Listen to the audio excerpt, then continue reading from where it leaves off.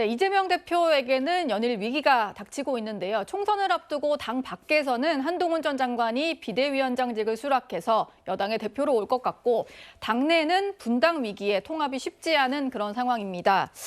일단 이낙연 전 대표의 목소리부터 한번 들어보고 오려고 하는데요. 공개적으로 대표직 사퇴를 요구를 했습니다. 연말까지 민주당에 시간을 주겠다 하는 저의 말씀은 유효하다. 통합비대위 아이디어의 충정에 공감한다 하는 말씀을 드린 적이 있는데 비대위라는 것은 대표직 사퇴를 전제하는 것이죠. 지도부를 바꾸는 변화의 의지가 확인된다면 언제든지 만나겠다. 민주정당에서 정당 구성원들이 자기 의견을 내는 거야 매우 자연스러운 일이고 또 생각은 다양한 것이 정당의 본질입니다. 의견이야 얼마든지 말씀하실 수 있는 거죠. 사실 이낙연 전 대표라든지 그 비명계 원칙과 상식에서 요구하는 것은 일관되게 이재명 대표의 사퇴, 그 통합 비대위 이런 건데 이것만 받으면 해결이 될 것 같은데 이재명 대표는 생각이 없어 보이네요. 서정욱 변호사님 좀 어떻게 보십니까? 절대 안 받겠죠? 제가 보기에 이재명 대표를 잡는 내부자들이 2명 있다 봐요. 예. 한 분이 이낙연이고 한 분이 송영길 대표입니다. 네. 먼저 이제 이낙연 전 대표는요. 지금 불가능한 조건을 요구하고 있습니다. 이 말은 이제 타협의 여지가 없는 조건이죠. 이재명 대표 보고 이선 후퇴해라. 이걸 이렇게 어떻게 받을 수 있겠습니까? 본인이 구속돼도 옥중 공천까지 하겠다 했는데 공천권 내려놓고 사퇴하겠습니까? 예. 물론 이제 공천 다 해놓고 마지막에 가서는 이제 뭐 사퇴해서 얼굴마담 내세울지 모르지만 진짜 사퇴는 안 한단 말이에요. 따라서 저는 결국 이제 이낙연과 이재명의 결별은 불가피하고요. 저는 이낙연 신당은요. 시작은 미약할 겁니다. 왜? 그 원칙과 상식부터 반 이재명 의원들이 이낙연 신당을 가지고 이재명과 협상을 하는 거예요. 이재명 대표와. 예. 왜? 나는 이게 공천 안 주면 이낙연 신당 가겠다. 이렇게 협상을 하는 거죠. 근데 그래서 지금 눈치 보면서 비겁하게 남아있는 겁니다.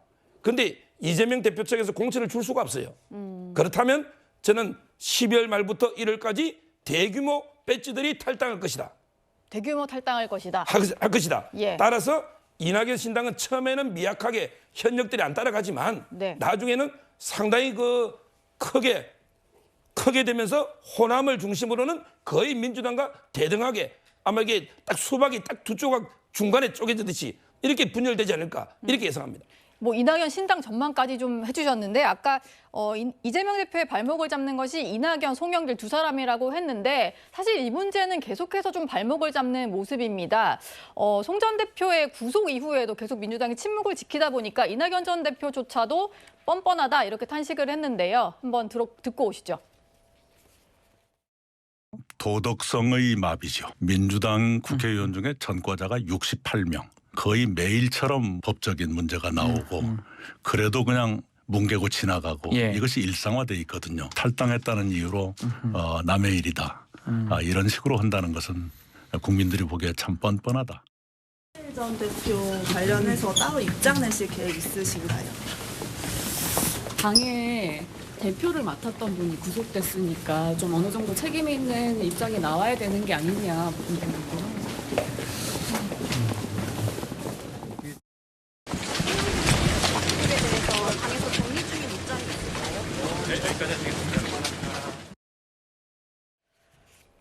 근데 뭐 무슨 말이라도 좀 할 법도 한데 저렇게 침묵을 하니까 이제 기자들이 이틀 연속 붙어서 물어봤었거든요.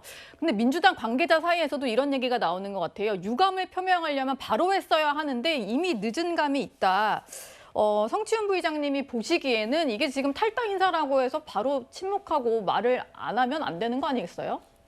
저는 이재명 대표의 점점점 정치를 빨리 탈피하셔야 된다고 수차례 말한 바 있는데요. 예. 무슨 의례적인 말이라도 뭔가 표현을 해야죠. 원래 이재명 대표가 정치인으로서 성장을 했던 이유는 떠올랐던 이유는 시원시원한 발언, 거침없는 발언 때문이었는데 대표가 되신 이후에 지금 점점점 정치를 하고 계시거든요. 그러니까 예. 송영길 전 대표에 관련돼서도 탈당한 사람 100번 양보해서 송영길 전 대표는 탈당한 사람이니 그럴 수 있다라고 생각할 수 있어요. 근데 지금 그게 거기서 끝나는 게 아니지 않습니까? 왜 구속됐습니까?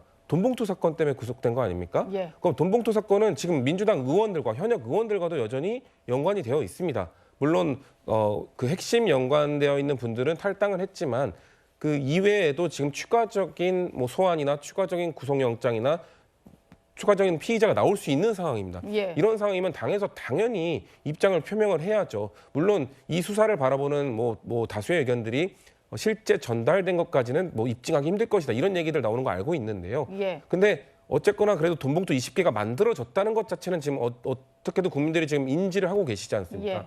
그게 전달되는 과정까지 입증이 되지 않는다 하더라도 국민들 앞에 떳떳하려면 그리고 우리가 뭐 김건희 여사의 명품 팩 수수에 대해서 뭐 창고에 뭐 있다고 하는데 그런 거에 대해서 강력하게 좀 비판하고 계속해서 공세를 가하려면 우리부터가 그런 문제에 대해서 떳떳하고 좀 더 깨끗하게 정리를 할 수 있어야 되는 거거든요. 근데 네. 계속 저런 식으로 무응답, 무대응할 경우에는 뭐 늦었다는 말도 좋습니다. 하지만 늦었어도 지금이라도 해야 된다고 생각합니다. 지금이라도 이재명 대표가 이거에 대해서 명확하게 좀 더 당내 조사를 좀 더 해보겠다든지 조금이라도 혐의가 나온다면 공천에서 배제하겠다든지 왜냐하면 최근에 있었던 당내 결정 사항이 돈봉투 관련자들에 대해서는 공천 불이익 없다 이렇게 발표를 했거든요. 네, 불이익을 주지 않겠다라고 그렇기 했습니다. 때문에 지금 당내 상황은 저는 매우 미온적인 대처는 매우 부적절하다고 저는 생각하고 있습니다.